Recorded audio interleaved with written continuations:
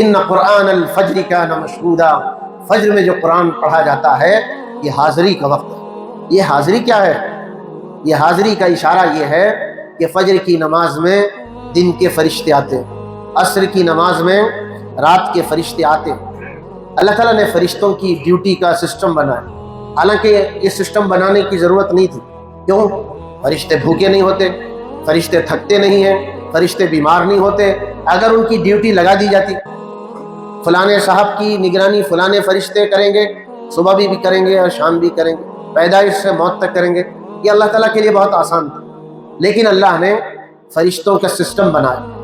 کچھ فرشتے صبح کی نماز میں آتے ہیں اور عصر کی نماز کے بعد چلے جاتے ہیں، یہ دن کے فرشتے ہیں۔ رات کے فرشتے عصر کی نماز سے پہلے آتے ہیں، یعنی عصر کی نماز میں آتے ہیں اور فجر کی نماز میں شریک رہتے ہیں اور واپس چلے جاتے ہیں۔ یہ دن رات کا نظام ہے۔ اللہ تعالیٰ کو سب معلوم ہے کہ کون سو رہا ہے فجر کے وقت، کون جاگ رہا ہے فجر کے وقت، کون عبادت کر رہا ہے فجر کے وقت۔ حدیث پاک میں ہے جب دن کے فرشتے فجر کی نماز میں آتے ہیں تو فرشتے دیکھتے ہیں اللہ کے بندے اللہ کی عبادت میں۔ جب جانے لگتے ہیں تو عصر کی نماز ہم پڑھتے رہتے ہیں، اللہ تعالیٰ کے پاس وہ فرشتے دن کے فرشتے اللہ کے پاس جاتے ہیں۔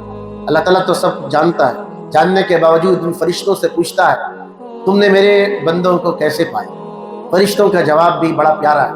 فرشتے کہتے ہیں بھائی تعالیٰ جب ہم تیرے بندوں کے پاس گئے تھے وہ فجر کی نماز پڑھ رہے تھے، جب ہم واپس لوٹے وہ عصر کی نماز پڑھ رہے تھے۔ اسی طرح رات کے فرشتے عصر کی نماز میں آتے ہیں، فجر کے بعد جاتے ہیں، اللہ تعالیٰ ان سے بھی پوچھتا ہے تم نے میرے بندوں کو کس حال میں پایا؟